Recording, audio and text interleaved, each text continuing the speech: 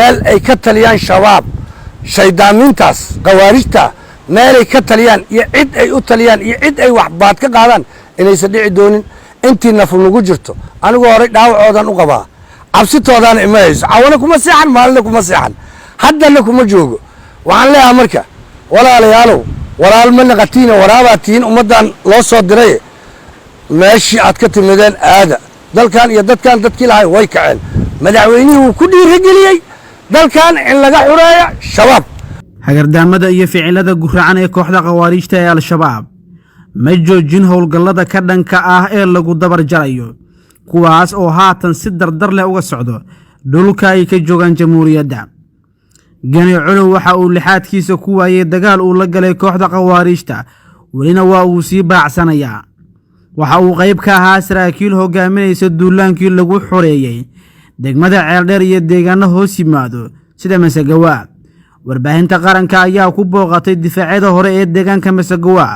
waxaana uu sheegay in marnaba uusan joojin doonin dagaalka dhanka kooxda argagixisada ah ilaa ay laga xoreeyo dalka oo dhan. aniga shakhsi ahaantayda waxaan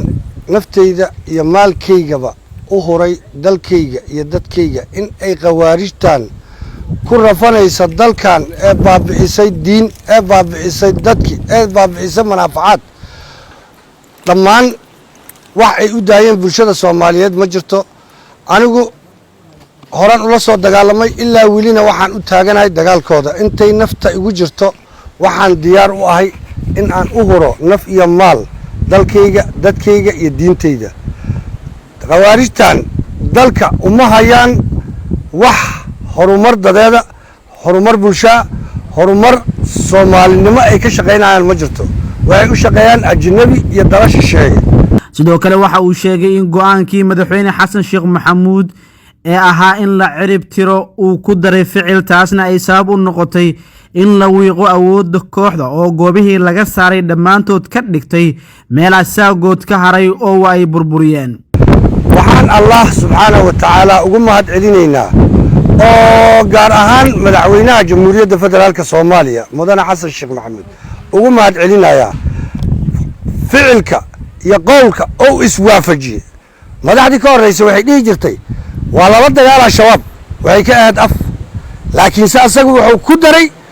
ficilkii qowlkii oo sheegay wuxuu uga dhabeeyay ficil ahaan oo ku sameeyay horta aad ayaan ugu mahad celinaynaa madaxweynaha jamhuuriyadda federaalka Soomaaliya gartay khawaarijtan inay ku hayso dalka iyo dadka iyo diinta dhibaato waxaan leenahay mudane madaxweyne halka ay joogto hore uga sii wad dalka ninka kaliya ee waxa aad tahay sameeyay in uu dalka dib u xoroobo waxa taas waa mahad celintii madaxweynaha dadka kale ku dhiiraday ee shacab kale ee culimadiin kale ee ciidamada leh ee ku dhiiraday in ay la dagaalaan shabaab waxaan leeyahay walaalayaal mar walba annaga xukuumanayaal dad ku xukumanana mar walba dhimasho saacad walba saacadna la dhaafayo ma jirto ajashayna haday timaado waa dhimanaynaa marka yaanan cabsanino cabsi aysan gelino aanan ka harin shabaab dhanka kale gani waxa uu wacad ku maray in sanadkan ay ku soo afjari doonaan kooxaha khawaarijta ee jooga bariga gobolka Galgaduud iyo sidoo kale guud ahaan dalka bilaha soo socda sanadkan bilaha ugu horeeyo waxaan rajaynayaa in meel ay ka taliyaan shabaab shaydaamintaas khawaarijta meel ay ka taliyaan iyo cid ay u taliyaan iyo cid ay waxbaad ka qaadaan inaysan dhici doonin intii naf nagu jirto anigu hore dhaawacoodan u qabaa cabsitoodaana ima hayso cawana kuma seexan maalina kuma seexan haddana kuma joogo waxaan leeyahay marka walaalayaalow walaal ma naqatiina waraabaa tihiin ummaddan loo soo diray meeshii aad ka timideen aada dalkan iyo dadkan dadkii lahay way kaceen madaxweynihii wuu ku dhiirigeliyey dalkan in laga xureeyo shabaab mana loo joogi doono ilaahayna waxaan ka rajaynaynaa mar walba nasriga iyo guusha in uu ilaahay nasiiyo annaga waana nasiinaa waana helaynaa because xaqan ku taaganahay inay diinta kor ahaato inay dadka kor ahaadaan in dhibaatada ay ka baxaan waa wax aan u baahannahay in dalkayna ay ka dhammaadaan intay nafu nagu jirto dhibic dhiiga ay nagu dambayso ma dhaafi doono god ha galaano geed ha fuulaano dalkayna uma ogolin intaysan gacantayna ku bixin ha iska tagaano Xuseen axmed colaad waxa uu dhankiisa qoriga u qaatay ka dhiidhinta dhibaatooyin loo geystay qoyskiisa kuwaas oo kooxaha argagixisadu ay ka dhaceen dhammaan xoolihii ay lahaayeen. waxay ii geysteen dhibaato badan, xoolihii adeerkay way dhaceen, bil kasta waxaa laga qaadaa baad iyo waxyaabo aan macquul ahayn.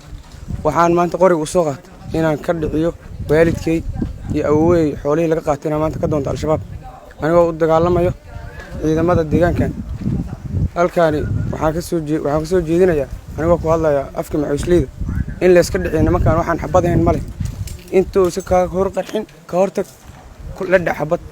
guryaha uu ka soo sameeyay qarxida raadi ku tag bixis ku jijibi. ma ahan inaad ka maadato oo tiraahdo waa ka cabsaa, waa dhimanaysaa dhammaan qof aan dhiman dadka oo dhan waa mood socod, waa wada dhimanaa dhammaanteen. ciidanka dib u xoreynta deegaanka iyo kuwa xoogga dalka waxa ay sabab u noqdeen in cagta la mariyo saldhigyadii ugu waaweynaa ee kooxda khawaarijta ah ay ku lahayd gobollada Hiiraan, Shabeellada Dhexe, Galgaduud, Mudug iyo qaybo badan oo ka mid ah Shabeellada Hoose, halkaas oo jab xooggan lagu gaarsiiyey.